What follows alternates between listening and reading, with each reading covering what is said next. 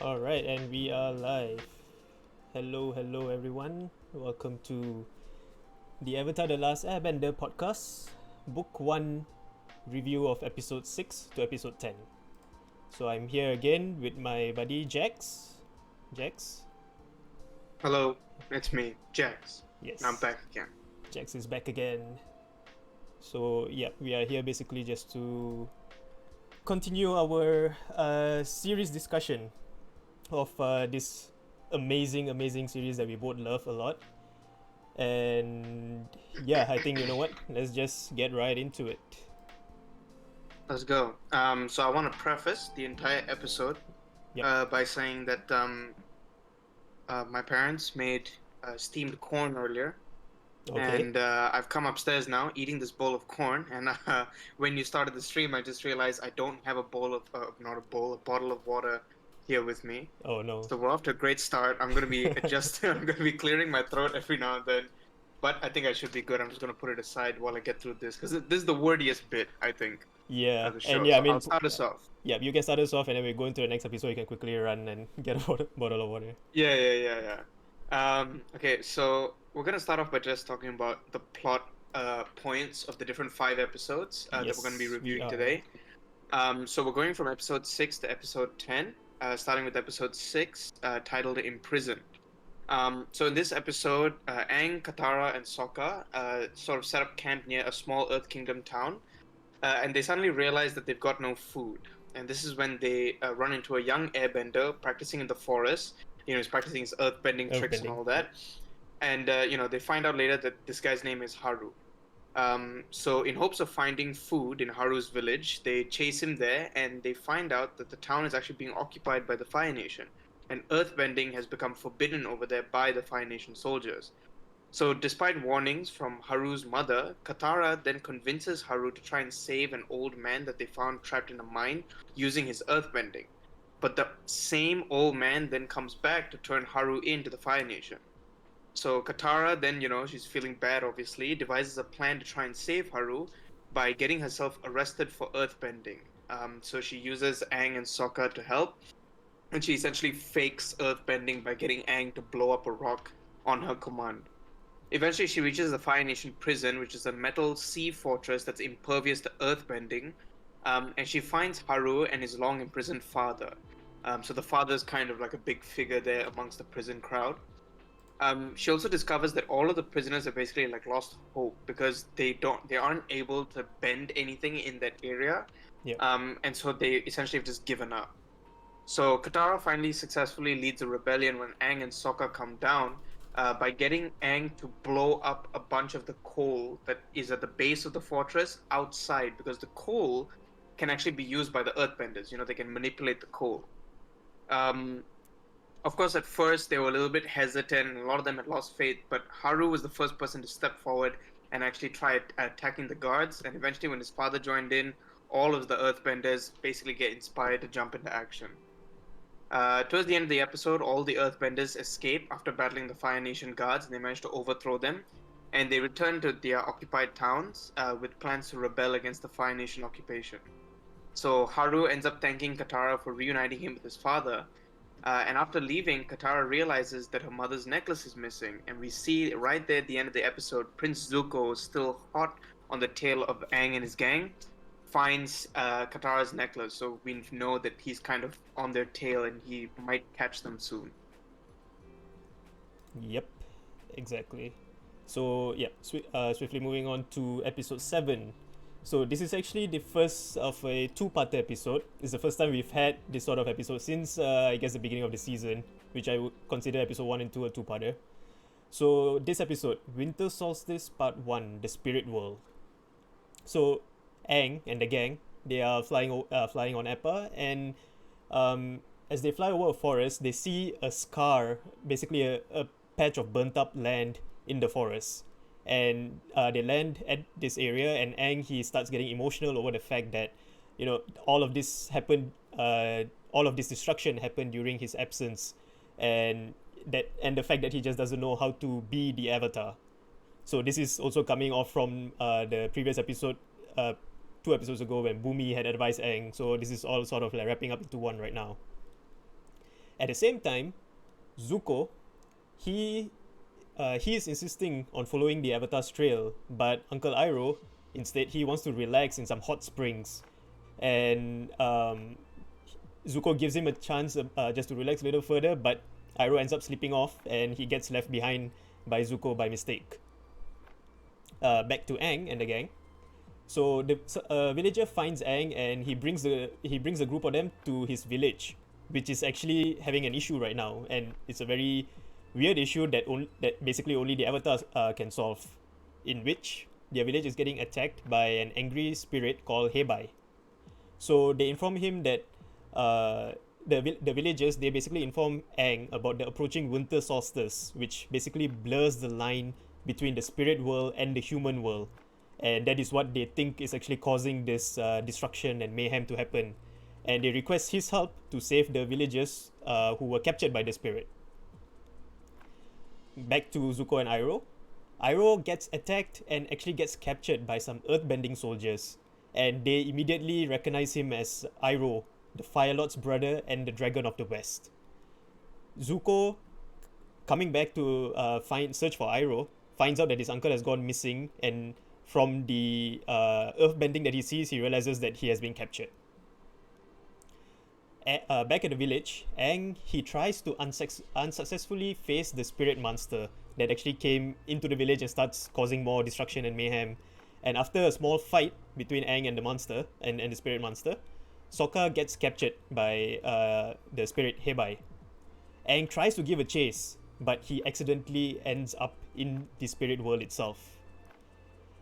Back to Zuko and Iroh. So the earthbending soldiers, they intend to take Iroh to the city called Ba Sing Se, and they specifically mention the city as the city where Iroh had actually led a 600-day siege against this huge city. It's basically the capital of the Earth Kingdom. And Iroh, he takes some opportunity to leave behind clues to his trail, which Zuko obviously picks up on. Aang, now stuck in the spirit world, he has no idea how to get back to the regular human world, and he requests for help from the avatar before him, Avatar Roku. Suddenly he sees a spirit dragon coming towards him, and oh, sorry, I just realized I didn't change the picture. Alright, yeah. So yes, this is the spirit that attacked the village. So yeah, he sees a spirit dragon flying towards him, and at the same time, he realizes that he actually can't airbend in this while he's in the spirit world. The dragon connects with Aang, and it shows itself as Avatar Roku's animal guide. It actually picks up Aang and just flies off into the distance. And something to note here as well, while the spirit and Aang are flying off, Iroh, who is still captured by the guards, he actually notices the spirit dragon fly by them.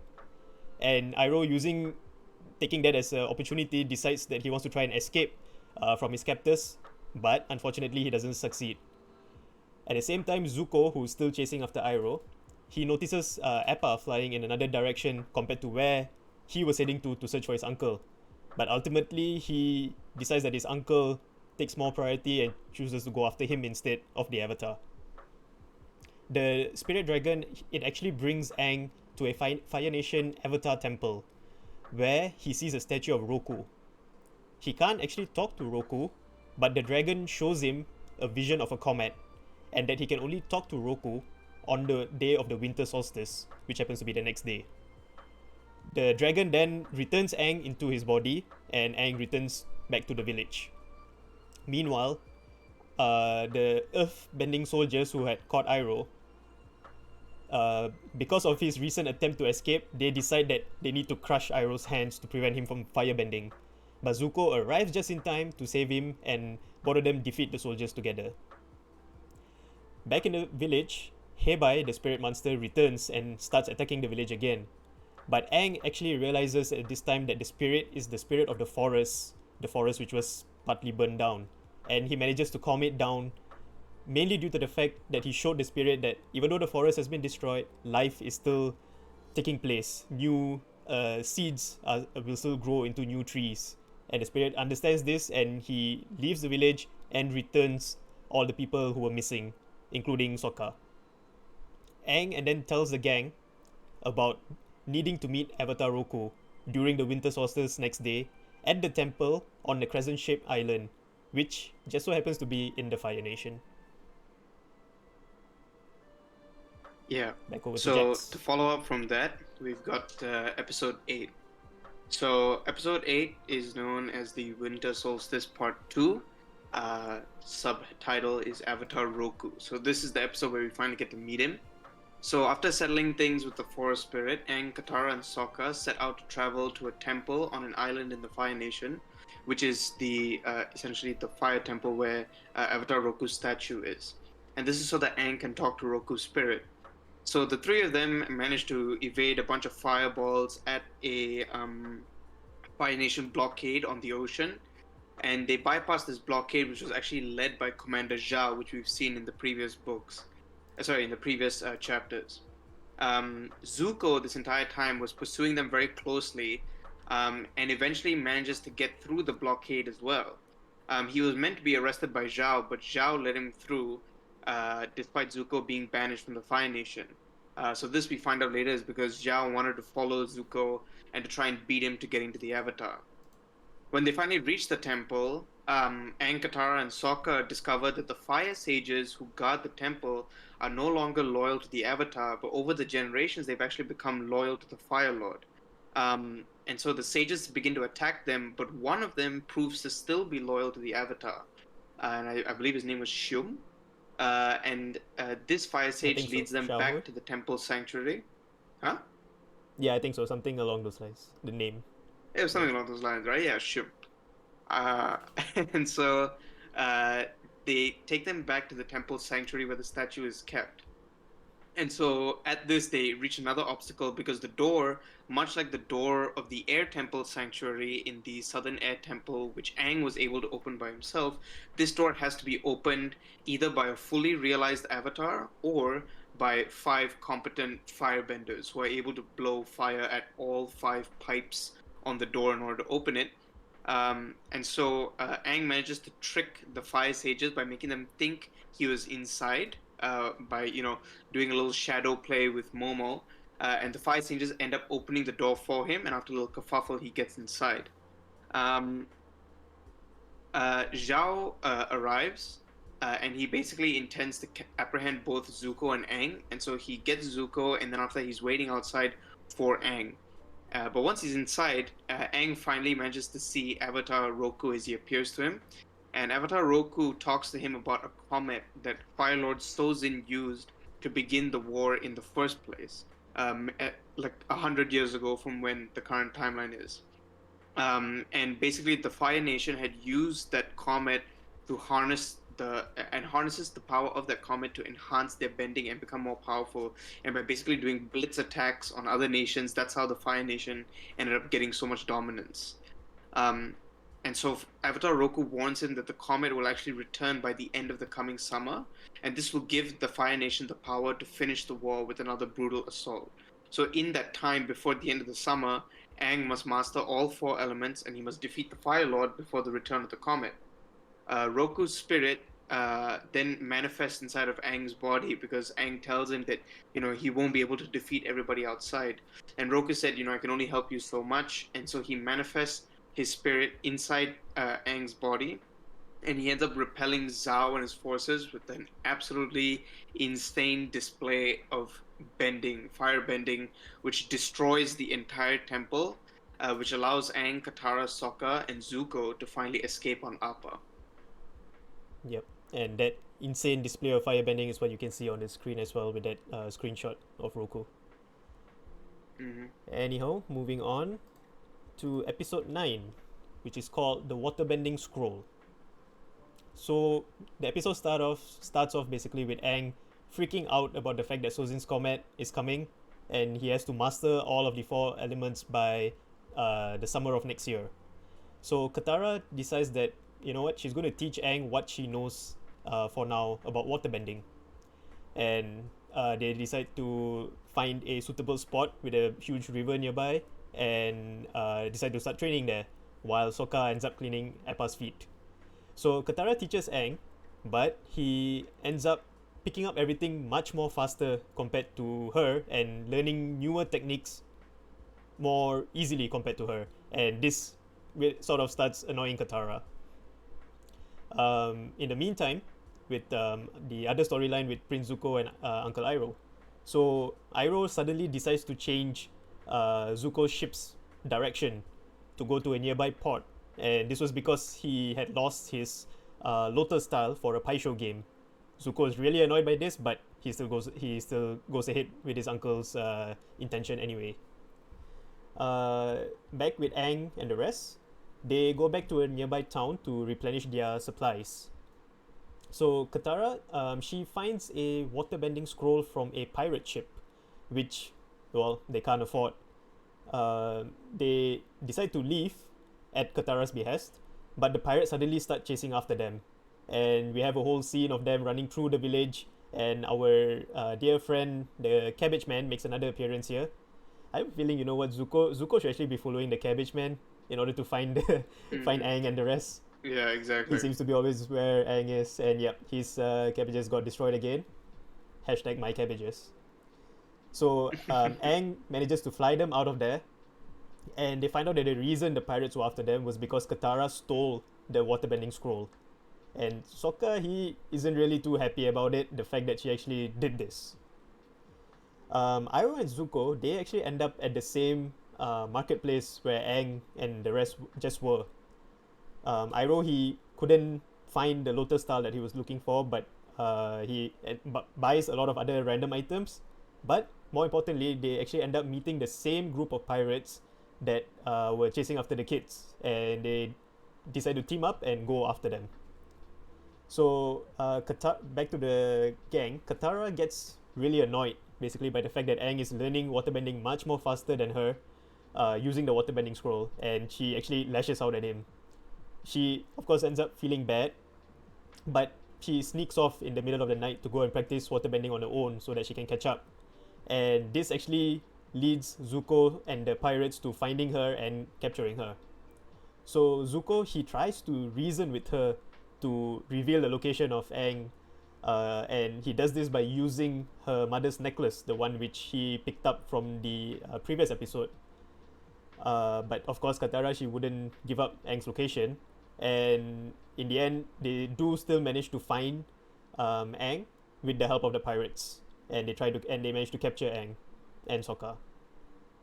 Using this opportunity, Sokka realizes that the pirates don't actually know who Aang is, and he manages to convince the pirates to turn on Zuko, because considering that Aang is the Avatar, he'll be worth much more than the piece of scroll that they are trying to get back to the Fire Lord, especially. So the pirates and Zuko and his firebending his firebending squad, they start fighting, and Aang and the rest, they use that time to escape using the pirates' boat. The pirates end up stealing Zuko's boat instead, and it all ends up in this whole river chase scene and another fight scene happening on the boat.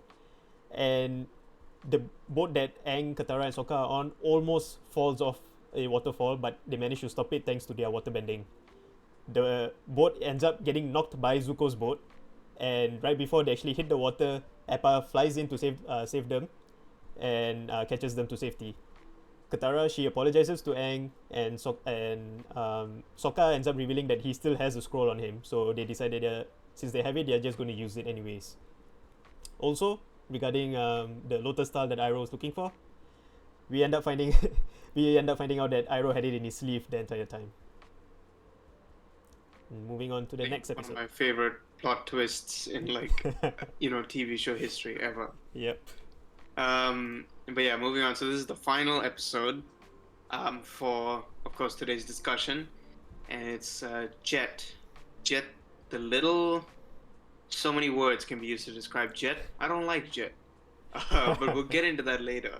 But yeah, so in this episode, Sokka basically convinces Aang and Katara that they need to continue their journey for a while on foot, so that they can escape the notice of the Fire Nation troops. However, in doing so, they actually end up stumbling into an encampment of Fire Nation troops, and a huge fight breaks out, and Aang, Katara, and Sokka are eventually rescued by a rogue teen called Jet and his group of freedom fighters. And so after that, they all kind of chat to each other for a bit, and Jet invites the team back to their treehouse hideout. So they live like high up in the trees, and the group then plots out all of its attacks on Fire Nation troops from there. So Jet and Katara basically form an instant bond, and you can really see that. But Sokka still has his suspicions about him. So Jet sees this, and he tries to tempt Sokka, to kind of, get used to the whole operation by asking him to help out with like missions and stuff. Excuse me. So this plan actually ends up failing because the next day when Sokka actually goes to help Jet out with his missions, Jet ends up trying to attack an old man, and he was stopped by Sokka. And so now Sokka becomes kind of suspicious of like Jet's true intentions. He then goes back, and Sokka tries to convince Aang and Katara to kind of see his concerns, and kind of see that Jet's not such a great person, but Aang and Katara just won't have any of it. Especially Katara, she's basically smitten with Jet, and she's just kind of like, no way, Jet's a super nice guy. You're just a bad leader and stuff. You're jealous of him. Jet, kind of hearing about all of this kerfuffle, enlists Aang and Katara to help him save a nearby Earth Kingdom by filling up the reservoir. So he knows that Aang and Katara can waterbend, and so there's a dam nearby that has a small feeding river that isn't very strong, so the dam is able to hold it up.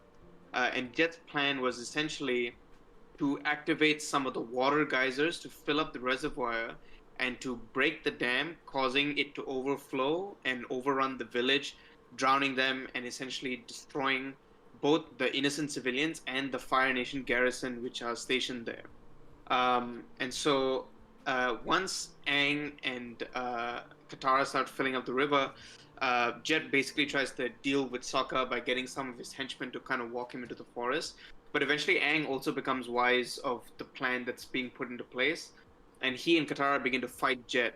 And Katara finally manages to freeze him to a tree, but it's too late. He calls for the dam to be blown, and the entire city gets flooded and drowned. However, we find out that in this time, Sokka actually managed to escape those two goons and come back and warn the city. And it was the old man that Jet tried to beat up who actually vouched for Sokka, and they managed to evacuate the entire city before the dam broke. Both the earth bending citizens and the fire citizens. And so the trio then leave Jet stuck in the forest, and they move on with their journey, still heading towards the Northern Water Tribe. And that's it for the plot of these 5 episodes from 6 to 10. Yep, I would say it's quite a important set of 5 episodes here, especially with the two-parter. A lot of story development that happened there, and I guess a couple of fillers as well, but it's sort of like setting the tone of how the whole situation is in the Earth Kingdom with the Fire Nation taking over plenty of places and so on. So I guess we can move on into the next section, which will be the characters that we have seen, of course the usual characters, and also any new characters that we have seen over the course of these 5 episodes.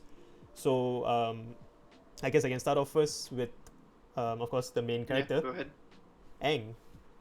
So a lot of development in terms of Aang's his main framework, I guess, his main how do you say, I guess let's just look at it from an episode by episode kind of perspective. In the Imprison episode, he wasn't really that involved. I would say that would be a Katara main episode, not really much of Aang. Yeah. But of course, in the two-parter, the Winter Solstice Part 1 and Part 2, that was definitely a huge Aang moment. And this is mainly being the fact that we see Aang just struggling with the fact that he is the Avatar and he has no idea how to do his job. He is supposed to be the bridge that connects the human world and the spirit world. Of course, this whole spirit world thing, that is something new that is just introduced in the show as well, which we'll go into later. But we see Aang's the issue that he's facing there. He's still a 12-year-old boy. This is what we discussed in the previous episode as well. He's just a fun-loving, happy-go-lucky kind of kid. But we realize that he has such a huge responsibility placed on him, and he really does not know what he's doing. And during these 2 episodes in particular, you can see how he actually calls out for help and thankfully receives the help from his past life, Avatar Roku. So a lot of development there, and of course the main plot point being the fact that Sozin's comet is coming back, and he has to master all four elements in a year, basically by the summer of the coming year. So I Yeah. would say that this was a huge um, motivation set behind Aang's character there. Even in the Hmm. I would say even in the final two episodes, the episode 9 and episode 10, not really Aang centric, not really as Aang centric. So yeah, Yeah. that's the main takeaway, I guess, for Aang's character from these few sets of episodes. Anything like to add on? Yeah. So I agree with what you're saying definitely about Aang. Um, I would add that like obviously it's not evident in like the Winter Solstice part one and part two, right? Those two episodes where Aang really played, I think, like a big feature.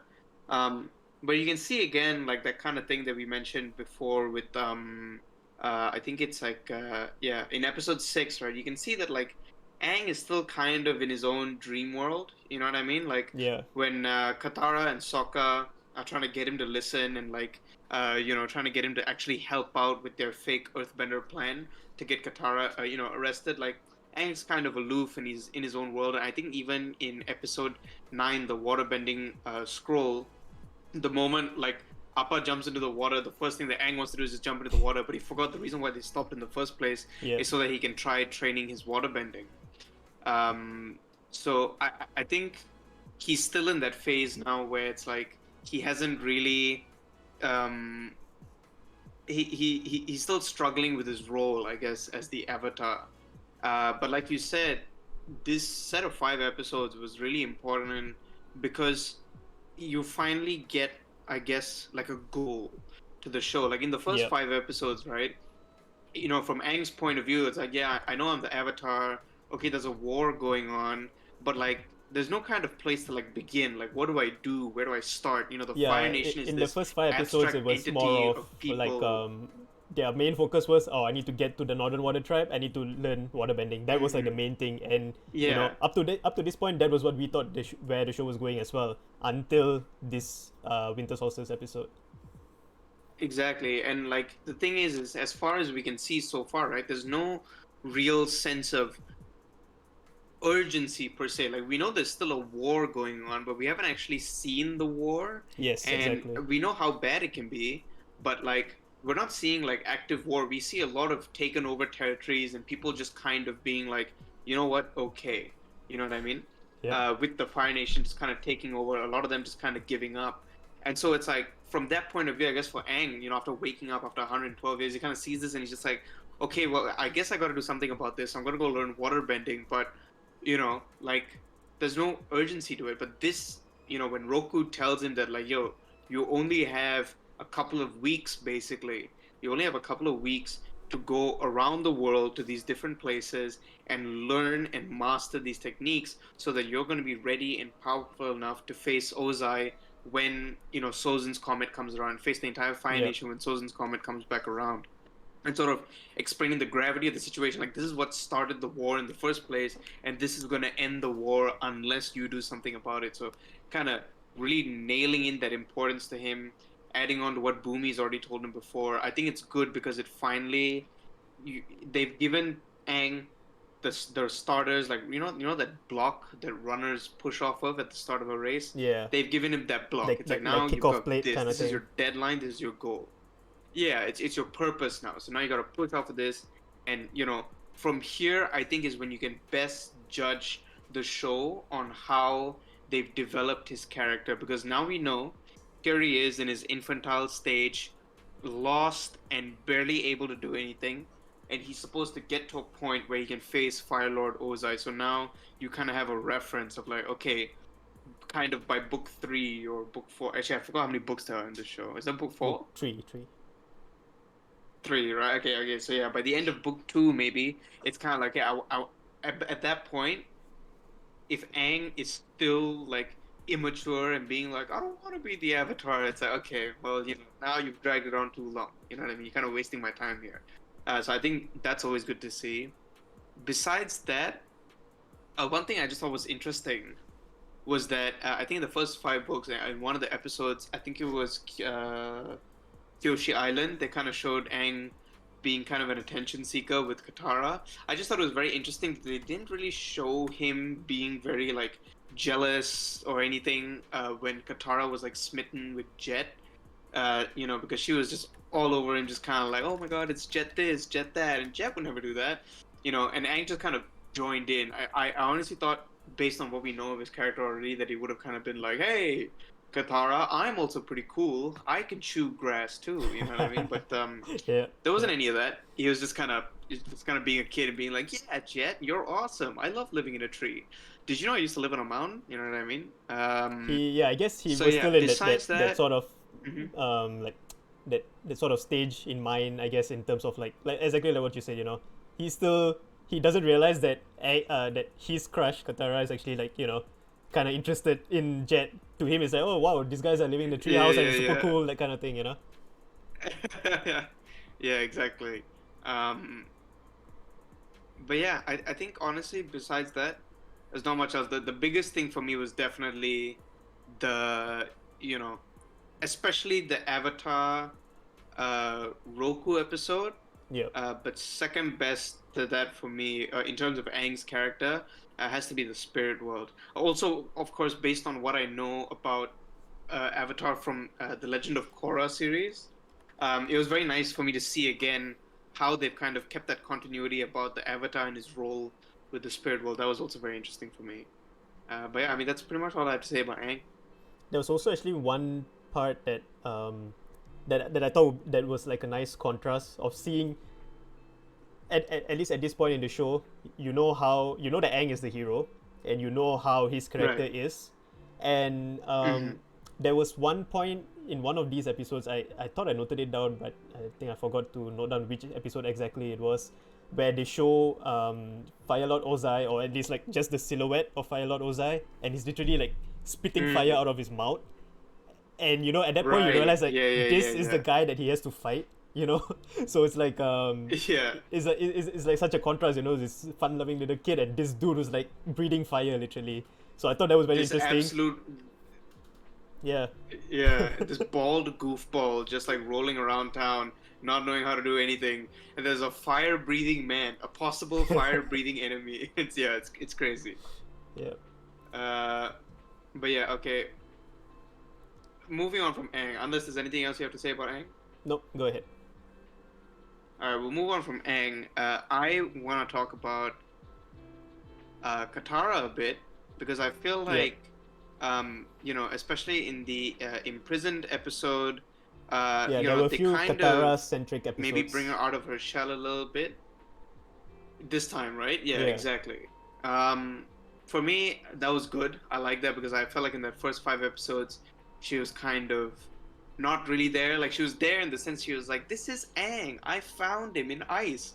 But beyond that, honestly, there wasn't really much to say Yeah. for her character. So it was nice to see, episode six, just establishing kind of her character as a person.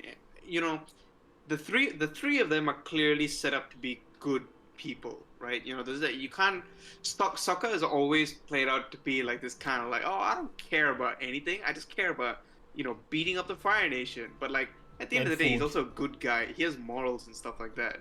Is Yeah, exactly. It's just food. He just wants to eat and he just wants to go home and be with his family. That's all. He's sick and tired of this bald boy dragging him around on dangerous adventures. You know what I mean? He just wants to be safe. Um, but I think, even though Sokka has good morals, the thing about Katara, and even in comparison to Aang, is Katara is just like this. Um, what's the word for it? Have you ever seen one of those like memes of like lawful good, neutral good, Yeah. chaotic good? She's like lawful good. You know what I mean? Yeah. She's like the nicest person overall, right? She's like the nicest person. She's always the most kind-hearted. She's very brave and stuff like that. They showed that in the episode. So the bravery that she has is very powerful because she's so young, right? And And the that fact was really that nice to see. she also Uh, went up. I mean, she basically she stole the scroll. Like that was something unexpected. yeah, Nobody would have thought that. Oh wow, Katara actually did something like that. yeah. I think it's just sometimes it's very easy to look at the show and just be like, oh, I love Aang and haha, Sokka's funny and Uncle Iroh's a legend. You know what I mean? It's easy to say things like that, but I feel like you really gotta sort of credit them for just making a character that's such an integral part to the story, but doesn't necessarily stick out like a sore thumb. You know what I mean? Like Yeah. Aang kind of sticks out because of his role as the Avatar, right? But Katara plays such an integral. First of all, she's the one who found Aang, and she's the one who keeps pushing him to grow at every opportunity. And the way they kind of meld her character to Aang and kind of build her into that story, for me, is always really nice to see. Her as best supporting actress, I guess, is the best way to say it. Right? If there's an Oscar category for Katara, it's best supporting actress. Not the gotta best give it to her. actress. What Best about you? supporting. What do you think about Katara? Yeah, well, because she's just doing a lot of supporting. That's why. Yeah, I guess. Yeah, like we basically had, I would say we had two Katara centric episodes in the span of this 5 episodes that we are looking at. And also somebody mentioned in chat, Katara was a baddie, bro. Like, yes, definitely agree. But at this point of time, like book 1, episode 6 to 10, we are just starting to see like shades of that side of her. Yep, go ahead. Wait. Hold on. What do you understand by the word baddie? Badass. No, I don't think so. I don't know. Maybe Sleepwalker means badass. I could be wrong here. It's just that baddie can also sometimes be slang for good looking. If so, Oh. we do not endorse that. Katara was underage at the time of filming this. So, we're just gonna say Katara was badass, but she Badass, is yeah, definitely not a baddie. I choose to take that That's as much as I'm interpretation. gonna say. Yeah, she's badass. That's for sure. Yeah. Yes. So I mean, yeah, but yeah, going back to just looking at her character in these 5 episodes. So of course, the imprisoned episode, that's where we actually see her, see the main drive behind her character, being the fact that she wants to inspire hope to people. She wants people to realize that the Avatar is back. We have a chance. We have a fighting chance. And and also there's quite a bit of emphasis that has been put over the course of those 5 episodes. The fact that she lost her mom and that necklace being very important to her, and it's sort of like a symbol Yeah. to her of reminding her who she is. And yeah, it's basically like that. All of these incidents in her past made her into this sort of character where she just wants to help people and wants to inspire people. Like she never gave up on the fact that I think she tried a total of 2 or 3 times to try and inspire those people to fight back against the Fire Nation while they were on that that Yeah. offshore metal rig thing. And she just never gave up. She didn't want to leave when Aang and Sokka came to get her. She said no, she had to stay and try and help as much as she could. So that really gave a sort of I would say it's a huge boost to how her character is in terms of development. And I guess in the other episode, basically for the waterbending scroll episode. So in that episode, we also see it's sort of, I would say, sort of a negative side to her character, where she doesn't like the fact that Aang is actually excelling in waterbending faster compared to her. And also the fact, of course, that she stole something. It cost like 200 gold coins or something, the pirate was saying, and she just stole it and ran off with it. And of course, in episode 10 with Jet, we could see that she's literally blinded by love, or by a crush. Like she didn't want to see what Jet was. She basically chose to overlook the stuff that Jet was doing, and like blaming Sokka instead of Jet for like the stuff that happened and everything before I actually realized what Jet was actually doing in the background. So I would say that there are quite a bit of flaws that were also explored during these 5 episodes, which is good. It's always good for character development. So yeah, I would say that she basically had, like, if her progression was like in a graph, it would have gone up and it would have gone a little bit more down because of those last 2 episodes of seeing how it developed. I think yeah. I mean, okay. One thing that I want to note on is, like, earlier I mentioned that she would get best supporting actress instead of best actress. That, for me, actually, I think is also mainly in part that even though they've established this thing of, like, oh, Katara's mother was killed by the Fire Nation, and so she has a mother's necklace, and she's very sad about it, there's no real. It doesn't actually lead into like a personal vendetta or a personal goal for her. You Which know what I is mean? a Like good her thing in goal a right way. now is just, yeah, I guess, because her goal right now is to end the war and bring back peace. But that's everyone's goal, right? Yeah. What she's really doing is she's just supporting Aang in order to get him to achieve that goal, right? Whereas you see people like Sokka and stuff like that. He has like a vengeance kind of a motive where he's just like, oh, my dad left. You know what I mean? My mom died. I'm angry. I want to get back at the Fire Nation. And even though what's the name? Katara wants those kinds of things. It's not as it's not so much. She doesn't have that same kind of motivation as like Sokka, or for Aang, it's obvious he's the Avatar. He's supposed to do something about it. Yeah. You know, um, so that's why I mentioned supporting actress, because it isn't her plan to go and do like all of this stuff, right? It's just kind of like she's supporting Aang to get to this sort of unified goal that they all have. In addition to that, also what you're saying just now about giving her flaws and stuff, I think that it's something which Avatar has done very well in general, because you know if there's a character who's so good, they will give that person like some flaws to humanize them, Yeah. right? It's And at the basically like a same yin and yang time, if kind of there's a thing. character that's like, yeah, if there's a character who's really bad, they will sometimes give them some redeeming qualities,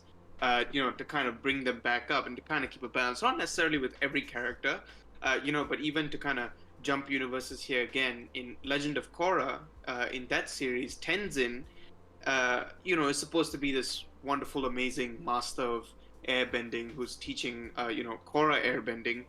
And the thing is, for the most part, he's doing what's right. He's justified in doing everything that he does. But every now and then they'll pepper in a couple of things, like he gets his temper is very short as compared to Aang, who's his father, and stuff like that. And I think Avatar has always been very good at peppering these flaws in, so that it's like she's a kid, right? So obviously she's going to be like this. She can't always just be like, Aang, I only want the best for you, and I hope you learn waterbending faster than me. Yeah, she's a kid.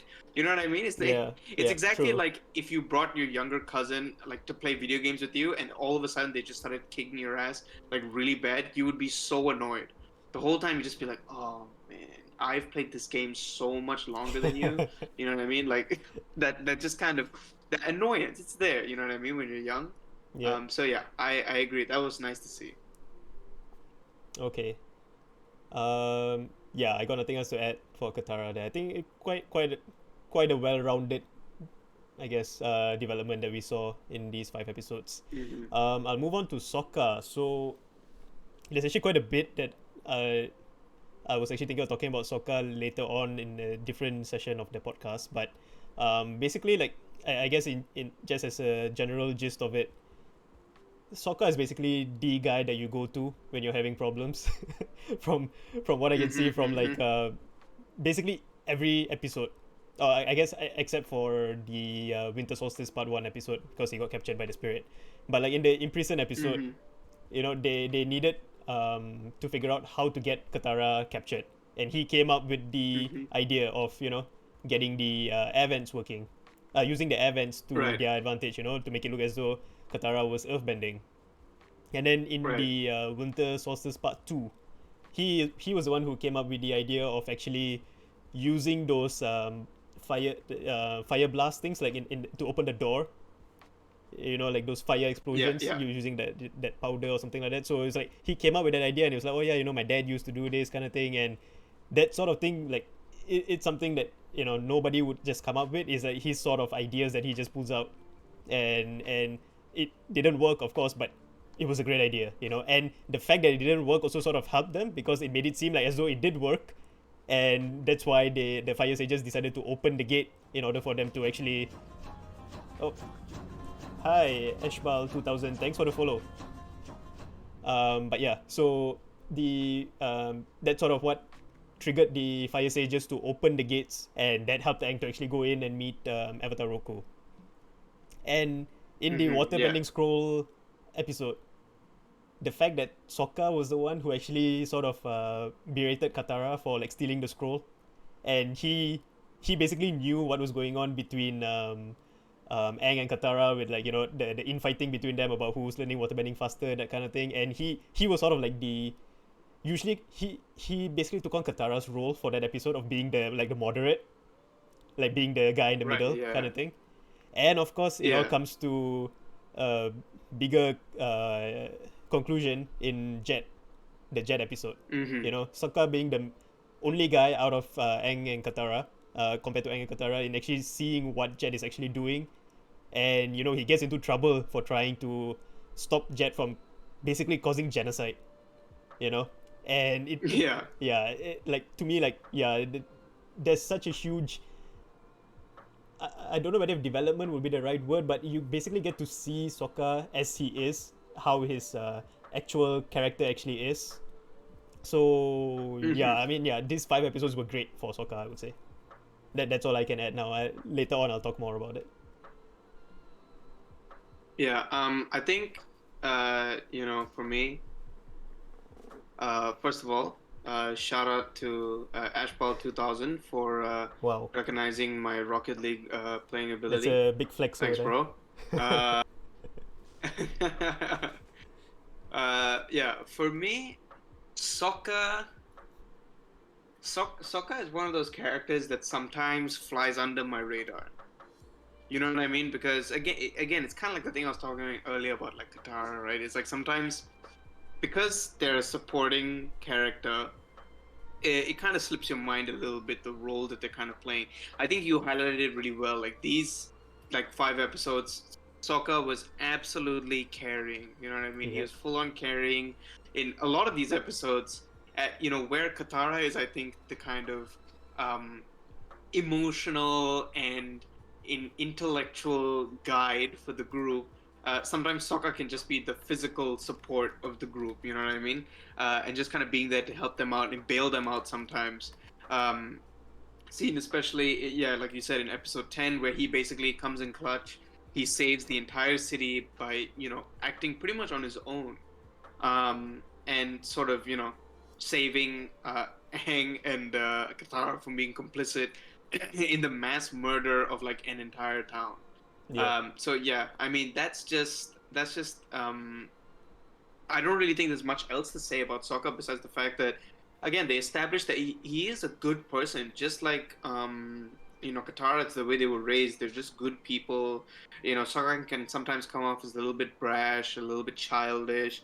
Some people might even find him annoying because of the way that he's always whining and complaining. But at the end of the day, he's a good guy, and I think especially in these episodes, sometimes there's even less whining and more of him actually giving words of encouragement to Aang is something I noticed. It was so weird because the Yep. first True. 5 episodes he's always just like, "Oh my God, we're going here," or like, "Oh, we're going there." But this episode he was funny, just like like you got this, Aang. You know what I mean? Like we're here. I got your back. You know what I mean? Like that kind of vibe we haven't been like getting from him before. Um, so yeah, I love Stalker's character. I love the way they made him. I don't necessarily think he's made any great developments over the course of these 5 episodes. I just think that they're continuing to establish his character, and they've made a good character. Is pretty much all I can say about it. Um, Yep. but yeah, You can go ahead besides with that, Zuko and I Iroh if you also want to. want to. Yeah. Yep. I'll talk about Zuko and Iroh. So I'll kind of join them together a little bit.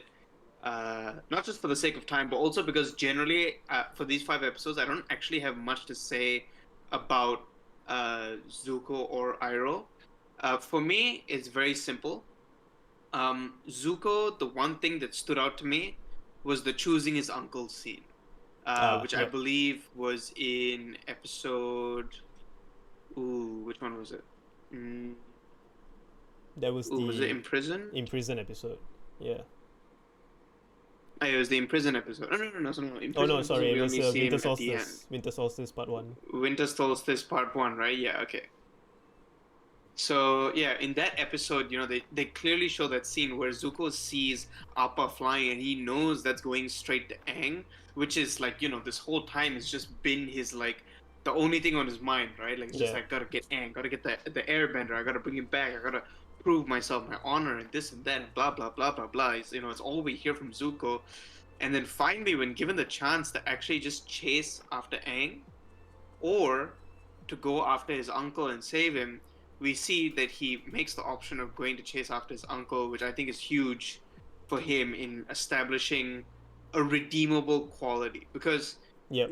up until now, we've seen some redeemable qualities of Zuko, and I think as the show progresses, I think especially over this first book, we're probably going to see more and more scenes that will make us like Zuko. And of course, as a person who's already seen the show, he is probably one of the best examples of a redemption arc in television history. And I think the way that they slowly seed in these little points where he shows that kind of, where he kind of redeems himself here and there, is for me, very, very good to watch, very masterful. Yep. In addition to that, Uncle Iroh, I mean, dude, do I even need to say it? I feel like every episode now I'm just going to say it. I love Uncle Iroh. I love his character. I love the way he's just so chill, and all he wants to do is just chill. And, uh, you know, despite that, I do actually have something to point out, which is something that struck me while I was watching these 5 episodes, is that actually, on the surface, Iroh is a very like simple character, right? It's a very simple character to think of because he's just like, this happy-go-lucky guy who's just following Zuko, and he's like, Prince Zuko, you know, don't go to the village, you will kill yourself, kind of a thing. You know what I mean? Let's chill here in the bathtub. But if you look, if you think about it just a little bit more, there's actually a lot of mystery around his character. Zuko's character, if anything, is a lot more revealed at the start of the show. It's just like, oh, my honor, my father, and blah, It's blah, blah. very You can kind of direct. piece it together and be like, okay, he got banished by his father. He's trying to get the airbender. Yeah, exactly.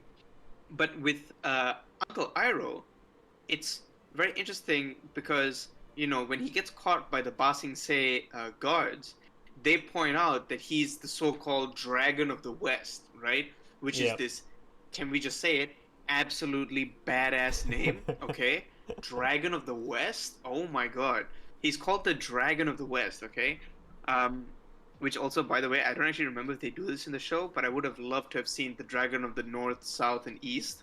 But anyway, we meet him, the Dragon of the West, and the Dragon of the West just wants to take hot baths.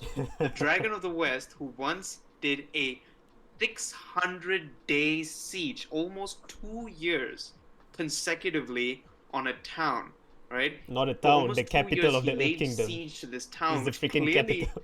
right, the capital of the Earth Kingdom, right? He laid siege to Ba Sing Se for 600 days. It clearly means that he must have just been a huge supporter of Lord Ozai and whatever he was doing in this takeover of the Fire Nation Kingdom. And now all he wants to do is take hot baths and ask Prince Zuko to just chill out, play a little pie show, have a little tea. So then it makes you question, like, what happened? Clearly something happened. Why is he even following Zuko in the first place? To protect him? Zuko is doing pretty well for himself, right? He's a fighter and he had a bunch of Fire Nation soldiers with him. So why is he there? To train him, right? maybe. Is it because he felt bad for Zuko?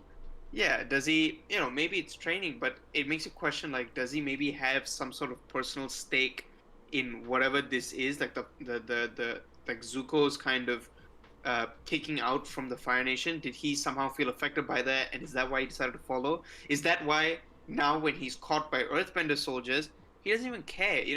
For him, it's not like, oh my god, I've been caught by Earthbender soldiers, I'm going to destroy you. He did nothing. He just sat on the back of their horse, and when he saw a chance to escape, he escaped with as little violence, somewhat, as he could. I mean, he burned one guy's hand, but like, yeah. Basically, he didn't like actually try and harm any of them directly. He just kind of, until he of course fought them later on. But he was just trying to escape as quickly as possible with as little of a fuss. He didn't come back and just be like, "Oh, you Earthbenders, wait till I do another 600 days at Ba Sing Se." He didn't say anything. He was just like, "All right, you know what? I'm out. You know what I mean? Bye. Just gonna go back and play some pie show." I think that was interesting for me, is just because you don't really know much about Iroh yet, besides the fact that he's a happy-go-lucky guy. Yeah, And of course, we do learn a little bit later on more about Iroh, but I think it was just interesting that these episodes highlighted that to me. So what yeah, about you? and yeah, I mean, yeah. Following up on the whole thing about Iroh, exactly whatever you mentioned. Yes, I agree. It was great to learn about all these little snippets about what Iroh used to be, because you definitely would not imagine this old cookie man, being like such a badass, being like a general in the army and so on, and being the dragon of the West. But the other thing that I also wanted to highlight, the fact that he could see the spirit dragon and Aang just flying across, like Hmm. Aang, when he was in the spirit world, he realized that nobody could see him. But Iroh, while he was captured Hmm. by the Earthbenders, he just saw the dragon fly by. Like there's a whole, Hmm. like, I don't know. I assume we're going to find out about this, but apparently Iroh can see spirits, and it's something that's Right. very interesting and something more mysterious to his background, something that's unexpected, Hmm. essentially. Right. And yeah, I mean, yeah, I got nothing else to add. I think you covered Iroh perfectly there. With Zuko as well, yeah, it didn't really have much of new plot points in terms of Zuko. He's still, Not much capturing. of an impact these episodes. Yeah, exactly. I mean, yeah, his main target, he still wants to capture the Avatar, and that's exactly what he tried to do when he went to the Fire Temple. He tried to sneak away from Zhao, but of course Zhao saw through his tricks, and yeah, I mean, he tried to capture, but of course failed, and then he's, also escaping from the Fire Nation, essentially from Zhao and the rest. And yeah, I guess in terms of character development, not really that much happened. He made a pact with the pirates, and then basically both the pirates and Zuko end up double crossing each other. So there's no real progress there. It's just that, oh yeah, this is just another opportunity for more fights. But I guess, just to mention, I guess the other minor characters that we saw or got introduced to in these past 5 episodes. So we did see Zhao a few more times, mainly during the Winter Solstice episodes when he tried to go after Aang. Basically, no, he went after Zuko, who eventually led him to Aang and the rest of them. And yeah, of course basically he basically just wanted to capture the Avatar. No, like no holds barred kind of thing. It's like all of he ordered the fire sages go all out on whoever or whatever is coming out of that room, the kind of thing. So yeah, I guess it just speaks more to Hmm. his character as being very ruthless, and we already knew that before. So yeah, I mean, yeah, it's sort of just giving a more of an inkling towards the fact that he's the villain, not Zuko, and Hmm. that's going to be set up as the main villain right now. And Hmm. the other side characters that we introduced that sort of had an impact, mainly being Jet. Actually, Haru and Jet were introduced, but Haru didn't really have much of interaction compared to what Jet has had with the team. Yeah. Yeah. Yeah. So yeah, of course, Jet being a interest of Katara, and of course his own mindset of no holds barred kind of thing, where he wants to take revenge on the Fire Nation, and it doesn't matter who ends up being collateral. That really shows, Hmm. like, the mindset of this young man who's trying to liberate, liberate the cities using his freedom fighters, but obviously he's not doing it the right way. He's actually, considering genocide, which is such a huge thing to be something that is really huge and unexpected, I would say, in a kids show. You don't really expect, Yeah. the fact that genocide would be there. Coming from a kid as well, by the way. It's Exactly. coming from a kid as well. The Yeah. dude's a teenager and he's just like, these are the things that happen in war. And I'm like, whoa, dude, relax. I mean, These yeah, are I the guess things that happen in war? he What happened probably to had you? he probably had I mean, he definitely did have a bad experience with the Fire Nation, and I think he did mention that he Yeah. lost his parents to the Fire Nation and so on, and of course the freedom fighters themselves. I think there are a few characters that they named specifically, like Pipsqueak, Smellerby, and Longshot or something. So like these were like his group Hmm. of people that he has formed together in order to try and fight the Fire Nation. But obviously I we was can see that. actually when you were naming the Freedom Fighters crew, I was Yeah. about to say Scud Boat, and I just realized that wasn't one of them. It's actually from Peaky Blinders, Oh, okay. which is a totally different show. I got confused. I've also been watching Peaky Blinders. I just confused them. I was about to be like, yeah, and Scud Boat, and then I thought for a second, I was like, wait. Was there a guy called Scudboat in the show? I don't remember. I highly doubt Anyway, it. yeah. Continue. But yeah, I mean, yeah, it's No, just I don't think it's that.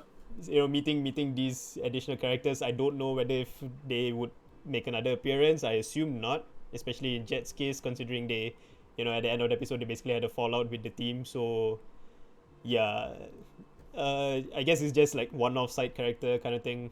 There, anything you like to add on, or shall we move on? No, I think we can move on Okay.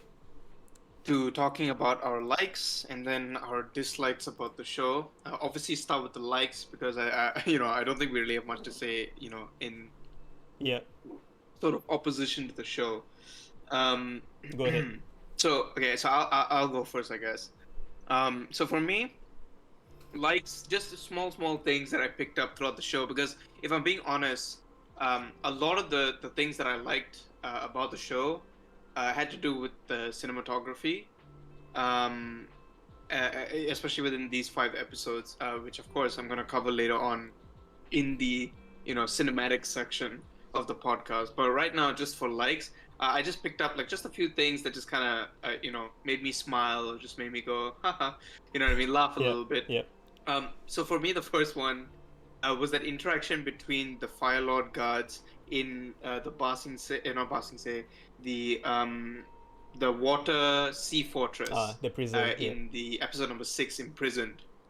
Yeah, I mean, first of all, okay, that guard was so extra. There was something about his voice that was just so extra, but I loved it. And just that interaction between one of the other guards, who said that they saw a flying bison, and the main guy goes, "A flying bison?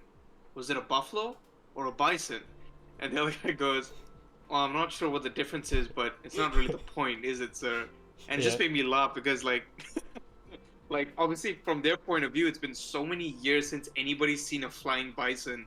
Anything that's flying should be, And it's just like, normal. the guy is like focused on the pedantics of like, yeah, is it a flying bison or a buffalo? The guy's just like, dude, if it was a flying buffalo, would it change anything for you? You know what I mean? Like, there's a flying buffalo. It's not supposed to be here, right? That's my point. It was just that interaction for me is so good.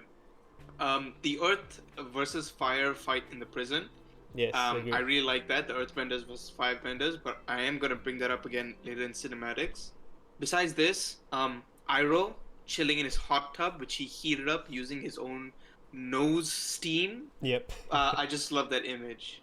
Just him just sitting there in that tub and just chilling, just being like, Prince Zuko, come back, sit in the tub with me. It was just like, yo, I love this man. I love him so much. I love his vibe. I love the fact that all he just wants to do is just chill. That's all he wants to. He's old. He's basically retired. He just wants to sit down and chill. And yeah, that one firstly, and then actually for me, pretty much all of these are like about Iroh. The second one, which I think I gave you a photo of, is the Yep. one It's where up on he's the telling screen the now. guard in Ba Sing Se, where he just goes, yeah, exactly, where he just goes, "You're clearly outmatched," and it's just him in his underwear and Zuko. That's it. That for me, honestly, was just really funny, just because I mean, look at the way he's standing as well. It's just so perfect. He's just kind of standing there in like a loincloth, and he's just like, "You're clearly And you outmatched," and realize it's just during that that fight scene, contrast between what we're seeing. I Iroh, don't even know if I they don't meant think that. Iroh actually used any firebending in the fight scene. He just used the chains. I don't actually think he used firebending. Yeah, Zuko was the one exactly. using fire. Yeah. And again, you see, like that's the thing I was talking about earlier, right? Yep, Is like that bot definitely. he's so non-violent now. A man who went from 600 days siege on Ba Sing Se now goes to basically not really using fire at all, right? He's just using his chains. He's jumping around, blocking, defending. That was pretty much it. Um, yeah, this scene made me chuckle. I really like that. And then, of course, finally, it was just a quote from Iroh, which I just felt like was so relatable when he tells Zuko at the market, he says, "The only thing better than finding what you were looking for is finding what you weren't looking for at a great bargain."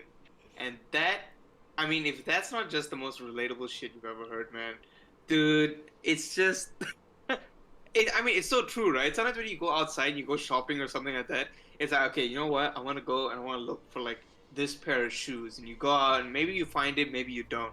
But like along the way, right? Just so happens on that day, right? They're selling something else that you really, really like, and it's pretty cheap.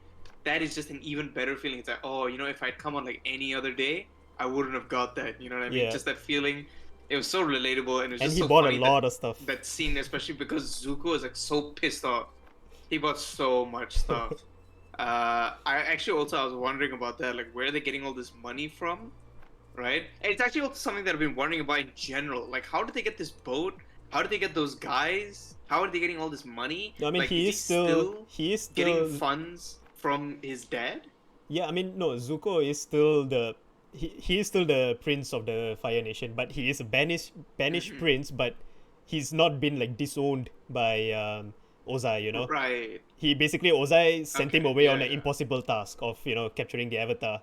But he is still the son, and of course, he still Right. holds even though, people might not have that respect towards him, but he still holds that positions, of course, And Iroh being Iroh, he would have definitely had, resources to buy all these random items and stuff, So, Oh, yeah. 100%. Also, Ashball 2000 bringing up a great point in chat. Yeah, Iroh's I got saw that that. dad bod, and I 100% agree. He does have that dad bod, and you gotta respect it. The fact that he's just staying there chilling, and he knows he could just beat the absolute crap out of anybody who came in his way. All Yeah. right, I mean the guy breathes out steam. Okay, he is a force to be reckoned with, but he's just not gonna show it up. That's it. I think that is probably such a it's just such a power move, and I love it. But why don't you tell us about what you liked in these 5 episodes? Yep, sure. Actually, quite a bit here in terms of stuff that is really interesting and found to be uh, interesting in terms of the story and also just in terms of like comedy in general. So I guess the first thing Mm-hmm, that we probably noticed like from episode 6 itself and onwards, it sort of like mm-hmm. gives us an introduction to how the Fire Nation is actually running the show essentially. They are extorting people, they have taken over cities and villages and so on, they're controlling all this, towns and all that in the Earth Kingdom itself. These are obviously not part of like Ba Sing Se or the capital. These are far away from that area, but the Fire Nation has essentially colonized all these places, and we are sort of like seeing this happen, for the first time in the show. And of course, that I thought that was such a great idea of creating that, that metal offshore rig thing for the imprisoned Mm-hmm. earthbenders. You cut out the earthbenders from their source of bending, and it's such a like, I would say it's a genius idea on the Fire Nations and on doing Right. that, because for Mm-hmm. the Fire Nations, firebenders themselves, they can produce fire on their own, so they are not like dependent on a particular source. But the earthbenders, they are dependent on having earth nearby in order for them to bend. So I thought, yeah, that was such a genius thing as well. And another thing I thought that was quite interesting was the fact that they actually have a sort of the Navy has like a defense blockade. So this was in Mm-hmm. the Winter Solstice episode when Zuko was actually chasing after Aang, and of course Aang being attacked by this by the ships in the Navy. I don't know. I just thought it was quite interesting the fact that they are all powerful and yet they also have this sort of defense that is like, you saw like the number of ships that are like crisscrossing each other to ensure that nobody from Yeah. outside actually enters, kind of thing. So you can see that these guys, they are strong. Like they are going off. They are on the offense and also like strong in the defense, kind of thing. I just found Mm-hmm. that quite Mm-hmm. interesting.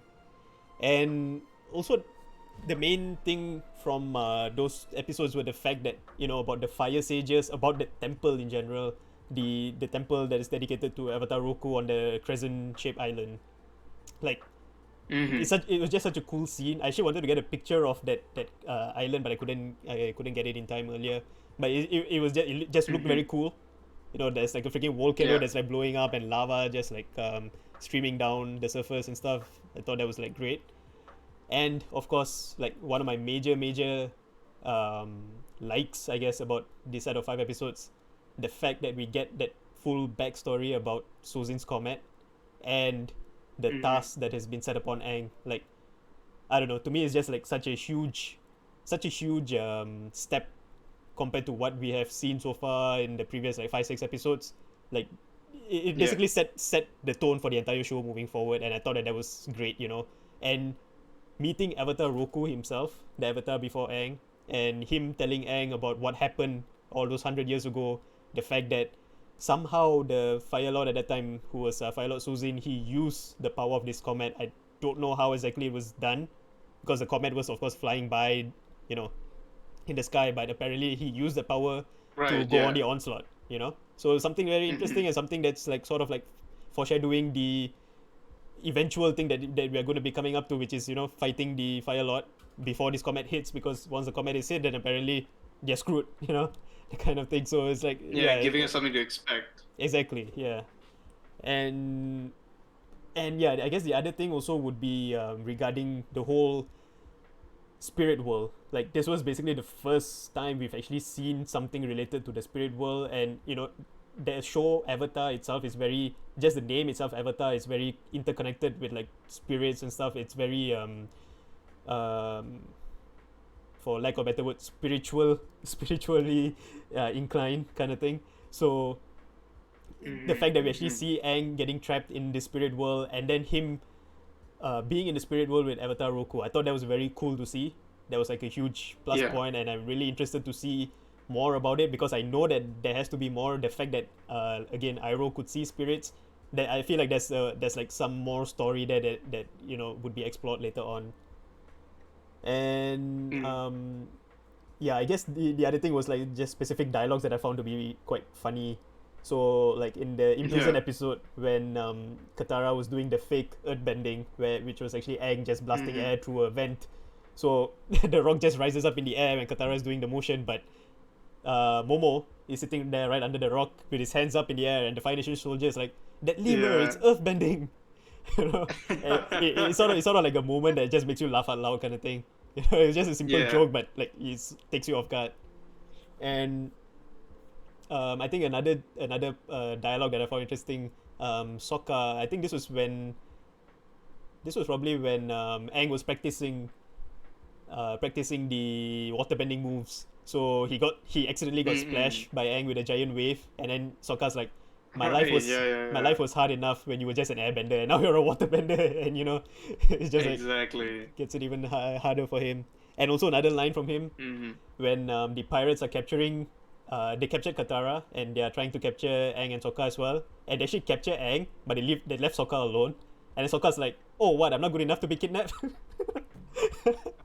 I just thought that sort of like those jokes, those like one-liners just took me off guard. I just loved it so Yeah, much. like the humor that he adds to the show is quite significant, and Yeah, that's something that I've definitely come to appreciate. yeah.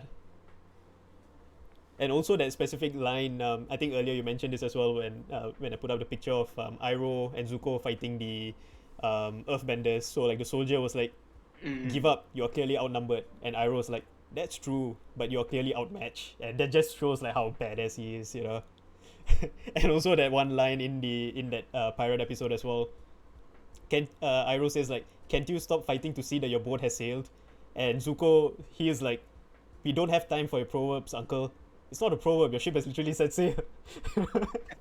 I just thought that was like brilliant. It's like Uncle Yeah, Iroh, as you've known him up to now, he's always been like the guy who's like giving advice and talking in like riddles and proverbs and stuff. And now literally, oh, your ship has yeah, set sail. exactly. That was just really great. Yeah. I Uh, think even after that, like he kind of comes back and he's like, maybe I should have made that a proverb. yeah, exactly. Yeah, that whole scene is really nice.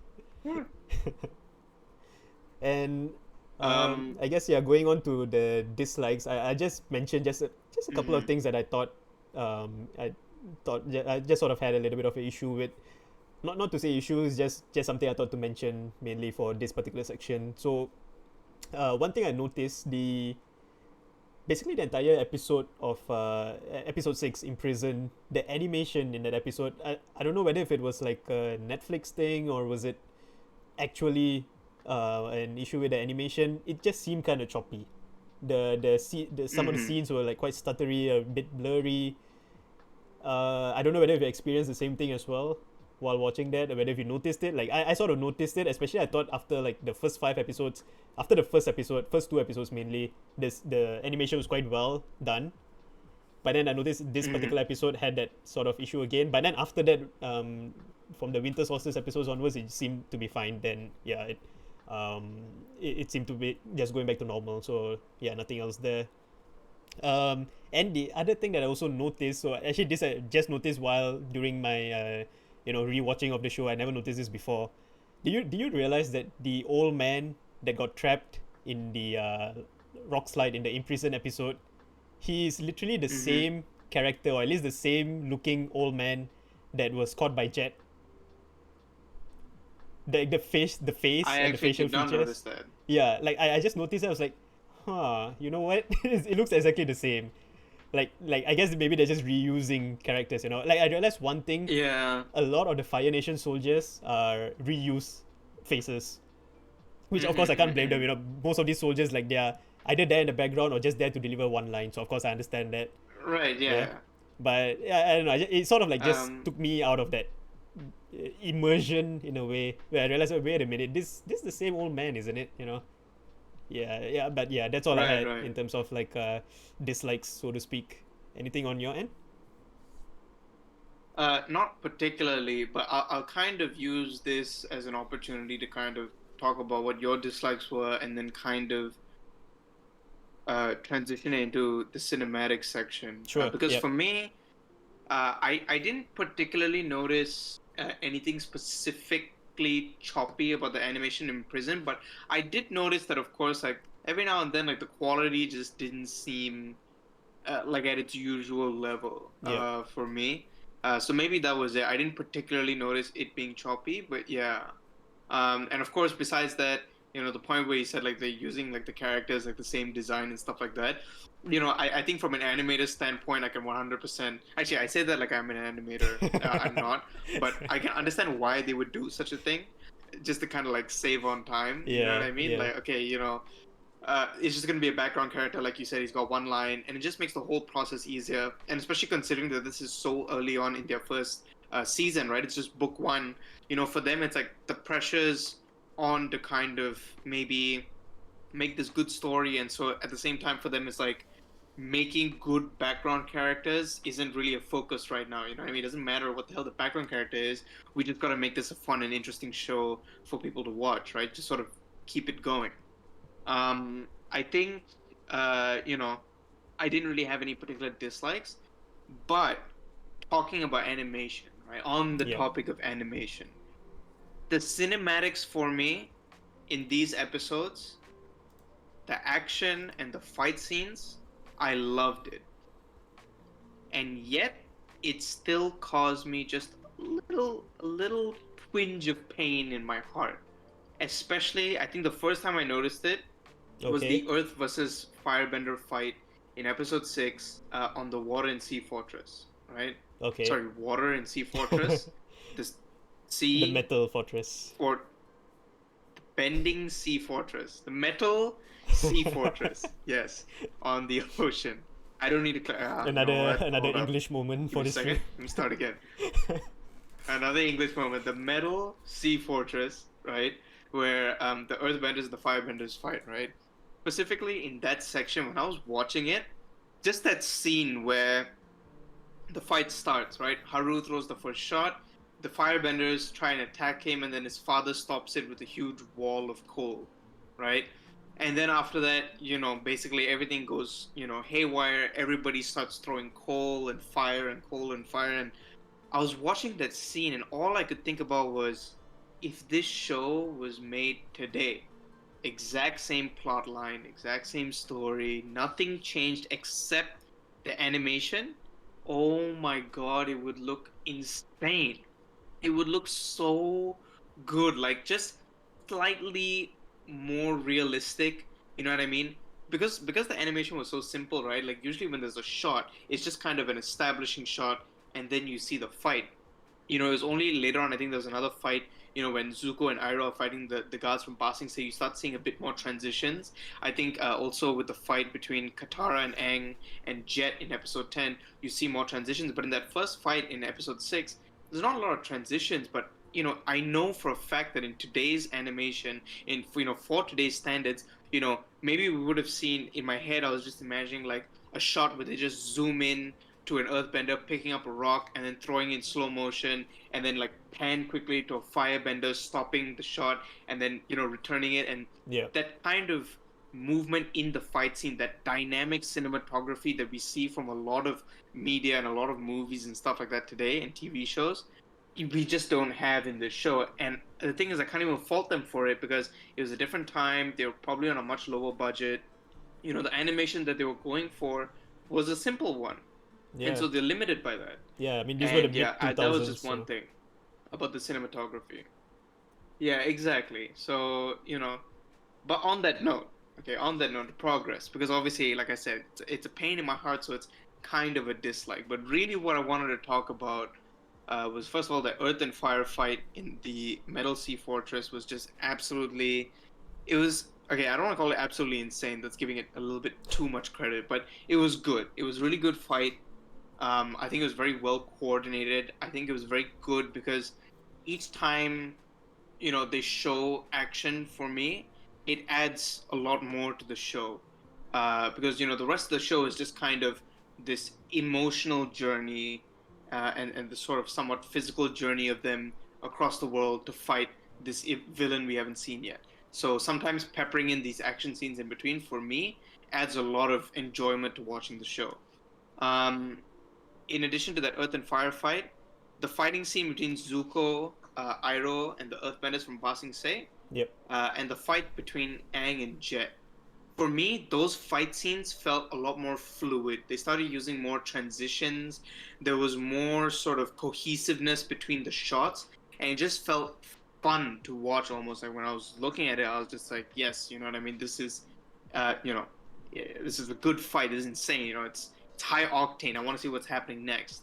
I really like that about the fight scenes that they showed within these 5 episodes. And I know that some of the other things that I want to talk about in terms of cinematography, you're going to bring up. So I'm just going to let you talk about them first. Tell me about the cinematography and how it was for you. Sure. And yeah, feel free to jump in as well. During the whole discussion. I guess like first off, like in terms of cinematography, we get to see a more proper representation of how earthbending works. It's literally the first time we're actually seeing earthbenders, bending. Like we see Haru, moving the huge boulders and stuff around, and like what you mentioned on the what was it now? The Metal Sea Fortress, Sea Metal Fortress, on the Metal fortress. Sea Fortress. Yeah, Metal Sea Fortress Yeah, yeah, yeah. basically. Yeah, we saw that scene of the Earthbenders fighting against the Fire Nation, and yeah, it's quite cool to see that happening. I don't think Mm-hmm. there was any other particular like earthbending scenes in the other episodes, but yeah, I mean just seeing that. Oh yeah, of course the fight between Iroh, Zuko, and the earthbending soldiers. So yeah, it sort of like gives us a groundwork on how earthbending is being very like I think one of the main representation of how it actually works was when Jet was sorry, not Jet, Haru was saving that old man in the the collapse mine. He had to like step away, Yeah. plant his feet, and then use his earthbending to like move those rocks off him. So it's like it sort of like gives us a Yeah, foundation that yeah. all right, this is how earthbending is. You're literally rooted to the ground. You have to be on the earth, connected to the earth in order for it to actually work properly. Whereas for water, Mm-hmm, like mm-hmm. when you see the scene of Katara and Aang practicing water bending, it's like more of like a flow of how do you redirect this energy that you have of like moving this water around. I thought that was quite cool, seeing like the Mm-hmm. different aspects, seeing more of these Yeah. different aspects, and Yeah, yeah. yeah, another particular scene is probably like a, I don't know, maybe not even a 5 second scene, but the silhouette of Firelord Ozai. I mentioned this earlier as well.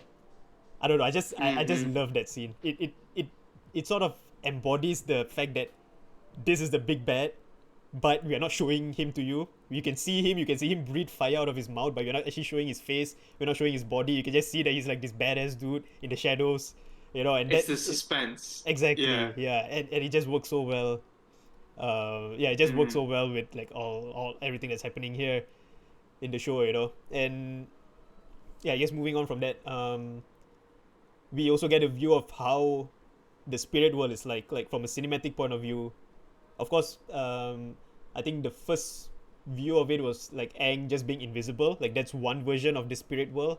But the main version Mm-hmm. was when Aang actually meets up with Avatar Roku, and they are in this sort of like mystical like wonder kind of place where they are like on some mountains and there's clouds just floating around everywhere. It just gives you this impression of like tranquility and calmness, that that kind of thing. Even though like the scene is tense where Roku is actually telling Aang about this is your fate kind of thing, but the world that they were in, it's sort of like it's a nice contrast, I would say, and the scene was done very Yeah. well. And Mm-hmm. of course, once Aang or Roku leaves the chamber and he fights the other firebenders who are waiting outside, and Roku basically initiates the destruction of the temple. I thought that was a great scene, and also particularly to highlight firebenders, or yeah, I guess the Avatar mainly, they can firebend lava. I thought that was amazing. Mm-hmm. Like it's not something that you really think about. Like lava is sort of like a combination, I guess, of earth and fire. So maybe that's why only the Avatar could Yeah. control it. But yeah, he used the lava to like break apart the temple, and then it caused it to like sink in the ground and stuff. I thought that was incredibly done, very well shot, and yeah, there was no like issue with animations there and stuff. It was done very well.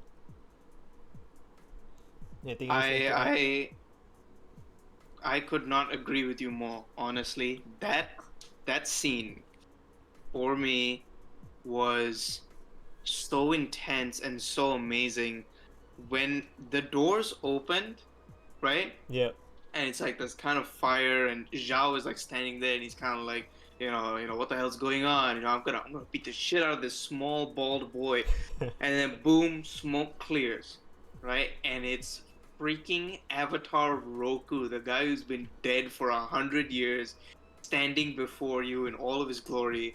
I swear to God, I had goosebumps for like a solid minute. For a solid minute, I had goosebumps just watching it. It was insane. And then, of course, just for me, it was just mainly the demonstration of power that Roku had, right? That he was channeling through Aang's body, basically. And like you were saying, yeah, lava is kind of a mix between earth and fire. So only he was really able to control it, and how just the immense destruction he was capable of yeah, causing as a exactly. spirit channeling himself through Aang's body gives you just even the smallest glimpse into what his abilities were as a fully fledged avatar, and to some degree And also what gives you an Aang's idea of could what be. Aang is actually Yeah, capable of. exactly. We've seen that. Yeah, exactly. We've seen that before. I told you about in the previous 5 episodes that I talked about Aang's avatar state and how that was also giving me goosebumps. You know, for me, those ones pale in comparison almost to this one, especially maybe because it's fire, but like, his display of water and stuff like that. That was something we've seen before. It's water bending, but he's just really good at it. This is like fire bending and lava bending is insane, right? So yeah, I think that scene for me probably my favorite scene visually speaking in this entire 5 episode chunk. All right, it's good to know. Good to hear. Yeah, I guess we'll just move on to the next part of the cinematics that we're just going to talk about briefly. This is something that I Yeah. particularly highlighted. I thought was quite interesting. Was basically the design, or in particular the design of the fire temple that the gang end up going to, to meet Avatar Roku.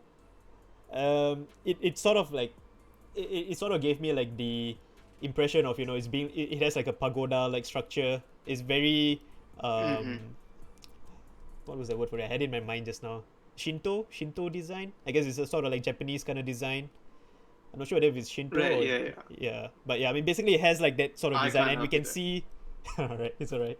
But yeah, we can see like how um you can actually see the difference how the air temple, like I guess the air temple, I guess, like in the previous episode when Aang found the statues of the avatars before him, how that design was, Mm-hmm. and the comparison between that temple and this temple. This is a Fire Nation temple. It's run by the Fire Sages, who themselves are supposed to be like the sages who serve the avatar, but now of course they've been corrupted in a sense and serve the Fire Lord instead.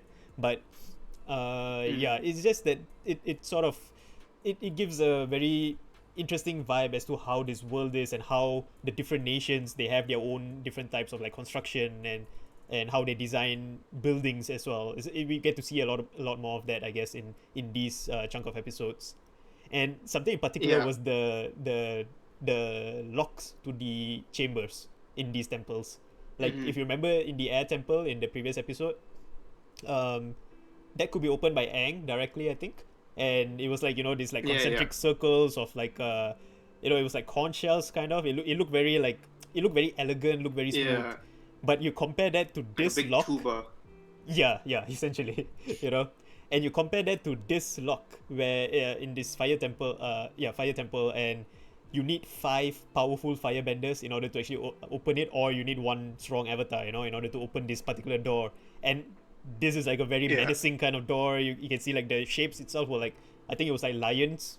It looked like they were lion mounts Hmm. that were open and stuff. You have to like shoot fire into it in order to unlock it, and it's very metallic and it's very, you can see the contrast there. The air temple one is very concentric. It's very more curved and natural kind of looking, whereas this is very industrial looking. And I thought that was like a great comparison between the two different temples. And I really hope that we get to see more of these sort of things in the future as well, if they explore more like Yeah. earth temples or water Hmm. water tribe temples kind of thing. Yeah.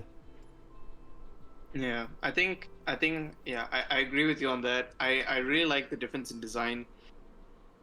I mean, I guess if there's one thing to take away, it's that the security at the air temple was lackluster. Probably, I yeah. mean, obviously they got wiped out. But yeah, and so yeah, it was nice to see that contrast in the design between the fire temple and the air temple. I agree with that. For me, just one small design thing that I liked. And I'm biased. I was born in the year 2000, so I'm born in the year of the dragon. But it would be Roku's dragon, which I think there's a photo of it.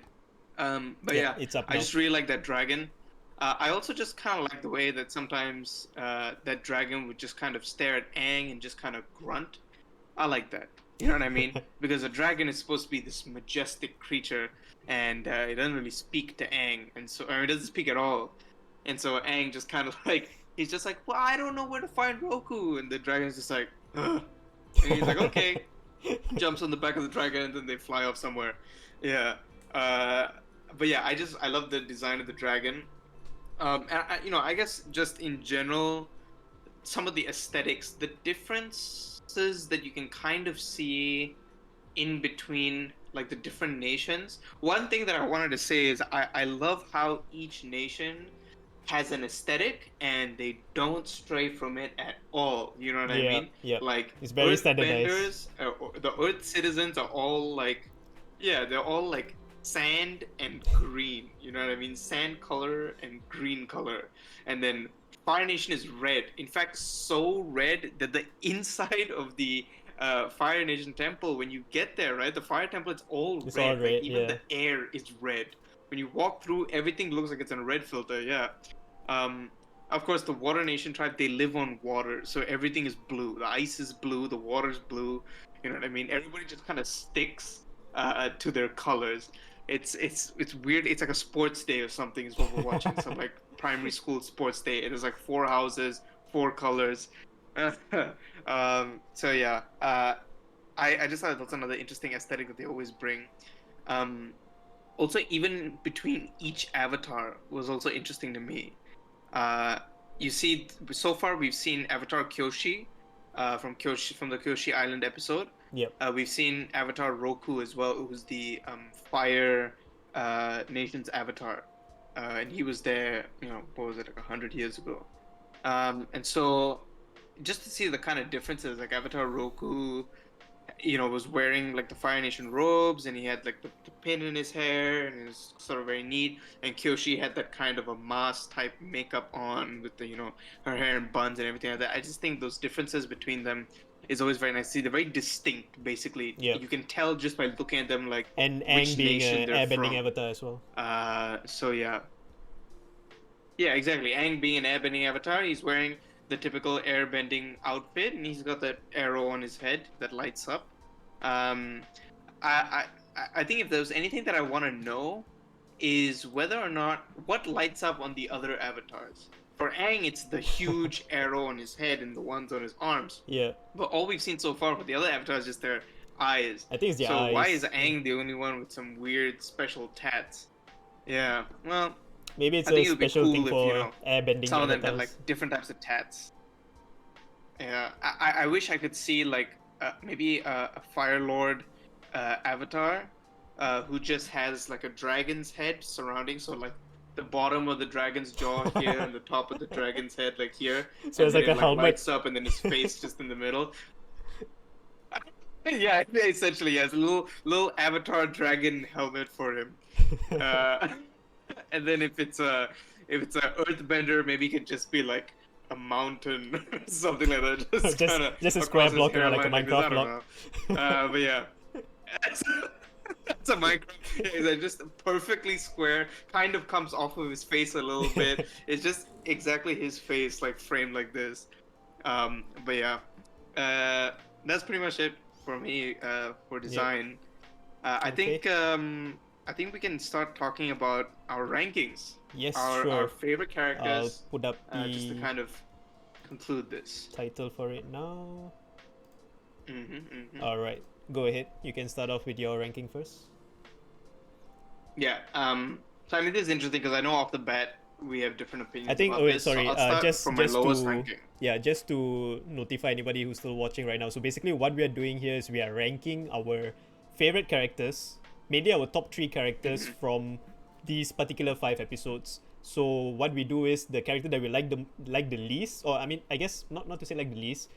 We are ranking like our top 3 favorites, but of course the top favorite would be awarded 3 points, and the second favorite will be awarded 2 points, and the least favorite, I guess, would be awarded 1 point. So previously, from our the episode 1 to 5 podcast that we had 2 weeks ago, Sokka was leading basically at 4 points. Aang and Iroh were tied together at 3 points, and Katara was at 2 points. So now basically what myself and Jax we are going to be doing is we are going to be awarding the points again to whichever characters that we think deserve to be in those top 3 according to the ranking that we want to place them at, and then we'll add up those points together, and we'll come up with a new ranking basically for these episodes. So it'll be cumulative, and then by the end of the season we can see, like, who ends up with the most points. That's basically our favorite character. All right, and I'll let I Jax think it'll be interesting ahead. to see. Yeah, I think it'll be interesting to see kind of by the end of the season where we end up with these rankings. But yeah, pardon me. So I'll start. Yep. I'll go from lowest, and then I'll talk about my favorite. So for me, this one was honestly a little bit hard to justify. But anyway, this is my ranking. So in third place, I gave it to Sokka. So 1 point to Sokka. Now, I know that seems a little bit unfair because, even earlier I was talking about how Sokka kind of carried these 5 episodes. He really did do a lot. Yeah. It's just for me personally, even though I like what they're doing with him as a character, he doesn't necessarily appeal to me always as a character. You know what I mean? For me, I don't look forward to seeing him. Kind of. Okay.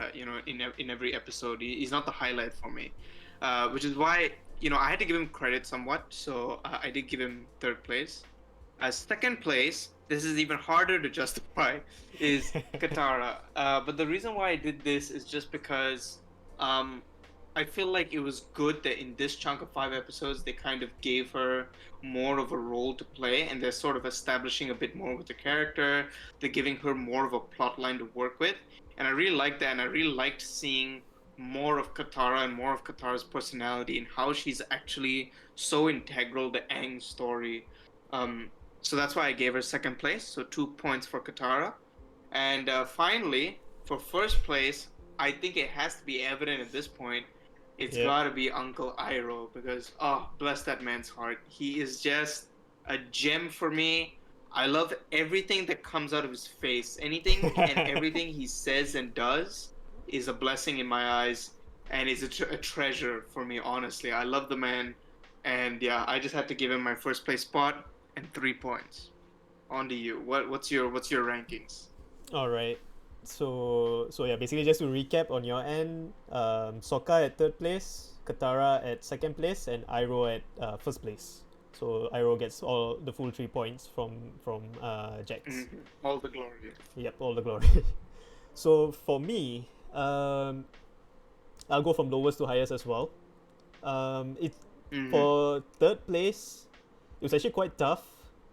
For me, it was between Iroh and Katara, and yeah, Okay. you'll probably be thinking why Iroh at this low, but yeah, basically like to me, like there wasn't really much of a um I can't really say there wasn't really much of an impact. I would say that the other characters had more of an impact compared to Iroh. Iroh definitely had a lot of progression in these 5 episodes, and of course had impact to the storyline, but not as much as Yeah, the yeah, other two characters who are in my top two. So yeah. I was actually thinking for quite a bit, either Iroh or Katara, but in the end I went for Iroh. And the reason I didn't choose Katara was Okay. mainly because of what earlier on I mentioned in the plot section. Katara sort of had like a huge plus point, positive slope in the episode 6, in the imprisoned episode, but the last two episodes sort of like showed her flaws in a sense. And even Yeah. though showing the flaws is not a bad thing, it is character development, but it sort of like put her at a lower ranking for me compared to what we saw happen to Iroh. And yeah, I basically Yeah. awarded. I mean, the thing is, I gotta interject here. Yeah.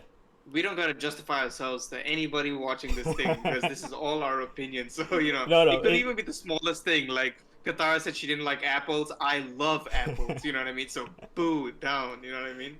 no, no, it's mainly But it's yeah, mainly go because ahead. Go like ahead. I sort of had to like think about this for quite a bit to try and figure out, okay, who should I award this 1 point to. So yeah, basically it's Right. just Right. my thought in that. So yeah, I mean, I Mm-hmm. decided to go with Iroh mainly because of the fact that we learn about we learn quite a bit about his past. The fact that he was, he has this badass title, the Dragon of the West, and the Earthbending soldiers, they are terrified of this guy. Like they were really cautious when they were approaching him in the bathtub, even though he was just there in his underwear, kind of thing. But they were scared of him. They tied him Yeah. up, and Exactly. they really didn't want to take any chances, especially when trying to escape. They know how powerful this guy is, and they know about the 600-day siege that he led, and so on. And yeah, I thought that was like such a good a little bit of like tidbits into his backstory. But the thing that sort of like propelled He's just me such a a little bit badass. higher, I don't know why, but the fact that he saw that spirit dragon fly by, it just piqued my interest a lot. Mm. And yeah, it just made him a Mm-hmm. more of like a mystical character to me. And yeah, that's why I decided to put Right. him at my third place.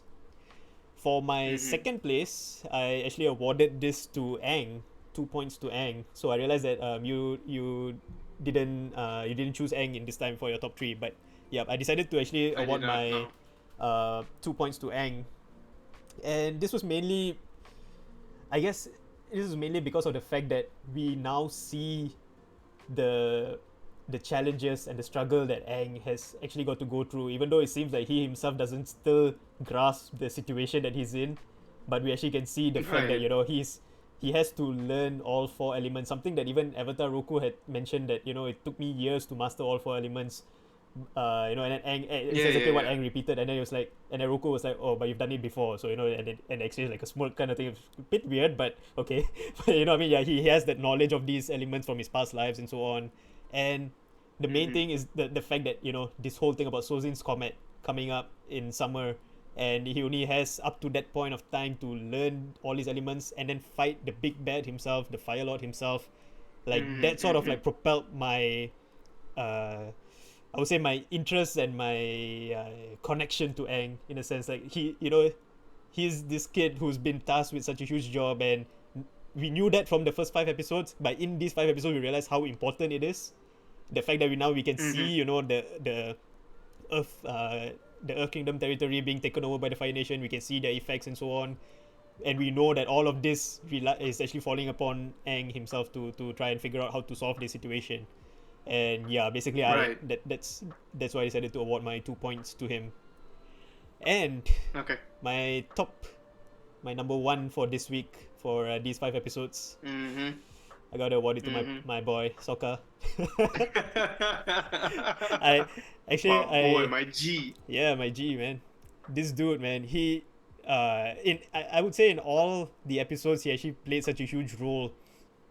I mean, like this is sort of repeating again what I mentioned earlier as well, I think during the likes and dislikes session, but Sokka, he's the man with the plan. Like he came up with that idea for that, Yeah. fake earth bending. And actually I forgot to mention this earlier in the Winter Solstice Part 1, when Aang was facing the spirit on his own. Sokka was the only dude who defied the other villagers and actually went out there because he saw Aang was in trouble, and he actually went out there to go Yeah. help his friend. And I mean, Mhm. of course, he was fighting a spirit. The only thing he could do was like throw a boomerang, which just bounce off the spirit's butt. But it was something. He was Right. there to help. He was there to help, and Yeah, he he was sort of trying. sacrificed. He basically sacrificed himself He- by getting captured by the spirit. He's a little confused, but he's got the spirit. Not Exactly. literally, but But yeah, exactly. He's always there to help his friends, and Yeah. of course, when they end up going to the Fire Nation temple, he came up with a brilliant idea of trying to make it look as though they went into the chamber and so on. And of course, he's always there to help fight against the Fire Nation, fight against the Firebenders and all that. So yeah, that's definitely something that really really interests me in Sokka. He just never gives up. And in that waterbending scroll episode, he basically calls out Katara. He was the only one who actually called out Katara on what she was doing. What she did was bad. Like, we know Sokka can be an idiot at times, but he still has his principles. He doesn't steal. He doesn't do this kind of thing. Katara actually stole a very valuable scroll, and Sokka was not into it at all. Right. And he came up with a plan of trying to turn the pirates against Zuko. If not Zuko and the pirates, they were already quite close. They would have captured the Avatar, no problem. But he came up with the idea of like trying to turn them against each other and use the opportunity to escape. And of course, in the Jet episode, if Sokka wasn't there, the village would have been a goner. The villagers would have been drowned, wiped out completely. He knew what was going on with Jet. He knew that there was something up with this guy. How he attacked that innocent old man in the forest, and he knew that there's something definitely going on that both Katara and Aang couldn't see, and he took action into his own hands. And he was smart enough to not go back to the dam, but instead he went to the village to go and warn the villagers, and they managed to escape first before the flood hit them. So yeah, it's just like another brilliant idea of Sokka's, and I think this is something that he has shown consistently throughout these 10 episodes that we have seen so far, and I'm looking forward to seeing more of this happen in the future. And yeah, that's definitely why I would award him my 3 points here. I feel like I just lost like a debate or something like that. We weren't even debating, but I feel like I lost somehow. I was just like, yeah, I gave Sokka a 1 just because I don't look for him in episodes, and you just gave me like this systematic breakdown of like Sokka did this, Sokka did that. I Iroh put did a nothing, I had to but put a lot. Sokka he did No. this. Hey, I still awarded Iroh 1 point. I still awarded him 1 point. Yeah, But yes. I'll give you that. You know what I mean? Earlier, when you were saying it was hard to choose between Iroh and Katara, I was like, okay, buddy, tread carefully. Okay, this is my boy you're talking about, my G, my Iroh baby. So now But yeah, we'll so compile the tell them about points. the ranking. And yep, let me put it up. So here you go. We've decided to actually just go with our top 4 because these 4 characters are the ones that we have awarded points to so far. So at 4th place, Katara with 4 points. At 3rd place, Aang with 5 points. 2nd place, Jack's favorite character, Iroh, at 7 points. And a very tight 1st place there, Sokka at 8 points, just leading by 1 single point. So I think the main competition here is going to be between Sokka and Iroh. It depends how they perform, how they perform in the next 5 episodes to see if Iroh manages to get a jump on Sokka. Yeah, I think it would be interesting because obviously the thing is as the show continues on, like I think like Aang and Katara and Zuko obviously will have his redemption eventually and might start moving up the list. So I would be very interested to see whether or not either Sokka or Iroh ends up anything below 2nd place on this list. I think it's possible for them to lose top spot, but to see when they will drop down below 2nd, for me, I think that's going to be a big moment, big turning point. Yep, definitely. I think I mean because like for Aang, he being the main the main protagonist and all that, like definitely he's going to play huge important roles and you know, we're definitely going to be awarding him points for sure moving forward. Katara, she has her moments. I don't know how often those moments are or will be, but yeah, maybe Katara might be falling off a bit. But and also we have no idea. There could be newer characters showing up over the course of the next 10 episodes. You know, that might pique our interest, and we might actually put them up. If both of us put up someone on our first spot, they get 6 points. They already overtook Katara, so you know, anything could still happen. Yeah. Yep. So yes, yeah. that is it basically for the podcast. We have completed 10 episodes of book 1. We will be, for our next podcast, we will be reviewing episode 11 to episode 15, and that will basically be the penultimate podcast for book 1. And yeah, I'm looking forward. What are sort of your inclinations or Wait, isn't there 20 expectations? episodes in book 1? Yeah, we're already done with 10. So there's So basically how is the next one the penultimate one? penultimate is the one before the last. It is? Yeah. Oh man, I always thought penultimate. Dude, how the hell is this podcast always coming back to my English, man? Wait. Oh I'm my pretty God. sure it is. I always thought penultimate was like, is it? Hold on. I gotta Oh, confirm. I'm gonna Google it as well. The very best, the very last. Penultimate. It means the last, final, or furthest. Okay, yeah. Okay. No, My English they is mean the fine. very last or the very best. They are wrong. Oh, what? Yeah. I didn't read the whole thing. The I've been penultimate. Okay, bamboozled. hold Wait, on. wait, The wait. penultimate slice of pizza simply means the next to last slice of pizza. Alright. Wait. Where's this from? Merriam-Webster. Oh no. Wait, so. Oh my God, they started It's it the with next to many last. people use penultimate to mean. Wrongly. Why the hell would that be? This is why you Why should the hell read would the that be Google the article. opening definition on Google? Oh, dude, I was so desperate to prove I'm right. Okay, you got me. Okay, god damn it. It's literally Not like They this. literally said, Okay, you know, okay. the very last or the very best. They are wrong. Now I'm gonna second guess myself before I second guess your what is this English ever again this podcast. I'm gonna quietly Google it first, and then I'm gonna come back and be like, hey, wait a minute. Prove me wrong. But Okay, yes, anyway, so you were yes, saying penultimate episode. penultimate Continue. episode for this podcast for book 1 that will be coming up. Estimated about 2 weeks from now. If you like to stay tuned to that, you can always join my Discord. It's in chat. And yeah, you can join my Discord channel. All my streams and of course this podcast will be promoted there as well. And besides that, if you enjoyed the show, if you did actually stick around for the past almost 2 hours now, do leave a follow. Really appreciate it. And that will be all for me. A few final words, Jax. Yeah, thank you guys for watching. I saw a few people jumping in and out. It's been Yep. great having you guys over here. Thank you so much for the support. It really means a lot to us. You know, we're just two guys talking about Avatar: The Last Airbender. We love the show. So yeah, hoping to see you guys again on the next episode. And take care and good night. Yep. Thank you very much again, guys. Thanks for all those who jumped in the stream. Really appreciate it. We will see you again soon. Bye bye.